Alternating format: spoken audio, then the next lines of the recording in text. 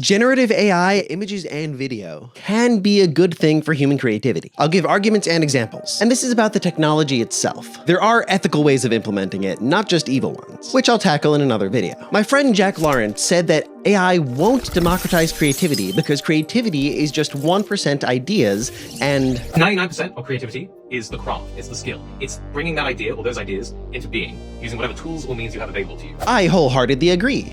Whatever tools or means. He goes on to say that AI offloads most of the creative decisions that go into art, and in so doing, it diminishes the creativity involved. If you write a 200,000 word novel, in a way, that's 200,000 decisions you've made. But if you get an AI to write you a 200,000 word novel or make you a film off of a paragraph long prompt, you have given away most of the decision making. You're not doing it. That's the creative bit. This is true, but it ignores the genuinely creative uses of AI as a tool. There are many forms of creativity, and many of those forms have many layers, like a parfait. Leonardo da Vinci is viewed as one of the most creative human beings of all time. Part of Da Vinci's creativity as a painter was his ability to mix paints to get the exact sort of colors that he wanted. Paint mixing was an added layer of creativity, one that was pretty necessary back then because Michaels didn't exist. But today, if a painter buys their paints, we don't look down on them for it. It's just modern society giving them greater choice as to where they exercise their creativity. Now consider a Hollywood film like Inception, with a $160 million budget. Its creation involved many layers of creativity, like an onion. At the top, you have the producers, directors, screenwriters, everyone who manages the overall creative story and vision. Then there's the performers, lead, supporting, stunt. Then there are the hundreds of amazing creative specialists, both high-level department heads and individuals, like camera operators, makeup artists, musicians, and post-production people like VFX artists. Is a director like Christopher Nolan creative if he chooses that he wants a scene to be set in a bar to further the story, but he doesn't choose every single bottle on the shelf? Is an actor creative if they do all the facial expressions, but in some scenes their body is replaced by a stunt double? Is a composer creative if they don't play each individual instrument themselves? What if they replace some musicians with synthesizers? Is an effect artist creative if they use a plugin to generate an effect in 5 minutes that otherwise would have taken them 5 hours to do by hand? At each layer, a human is making creative decisions that line up with their particular area of expertise, while many aspects of the implementation or supportive creative efforts get carried out by other humans or technological tools. Now imagine it's 10 years from now. I'm a cinephile with the same creative vision as Christopher Nolan, built up by watching every single classic film in existence and carefully analyzing them. But I have no budget,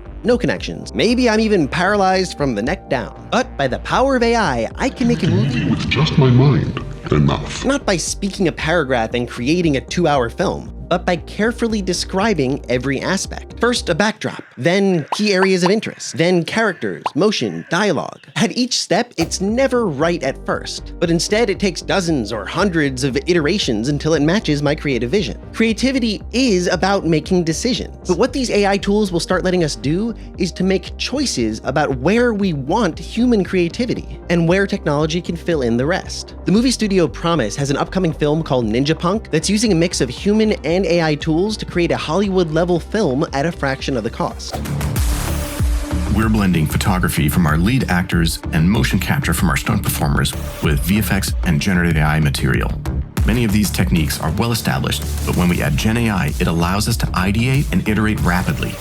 We're still using people for every step, and everything is guided by human creativity. Pretty cool. This is AI being used as a force multiplier for human creativity. Yes, we are going to see large amounts of AI-generated slop that we're going to have to find ways to sort through, like some of the technologies that I mentioned in my last video. More on this soon. And yes, at some point, we will probably see purely AI-generated videos that are enjoyable to watch, better than many human efforts, which will spawn its own heated philosophical debates and existential crises. And yes, this will be a massive disruptor to tons of industries and jobs, with disturbing societal impact. Rapid change causes massive problems. I'll be periodically sharing some of my thoughts on all of these going forwards. But can the technology of AI-generated images and video work to enhance and amplify human creativity? Absolutely. I, for one, am pretty excited to see the results. But what do you think? Lay it on me in the comments. Just stay civil, please.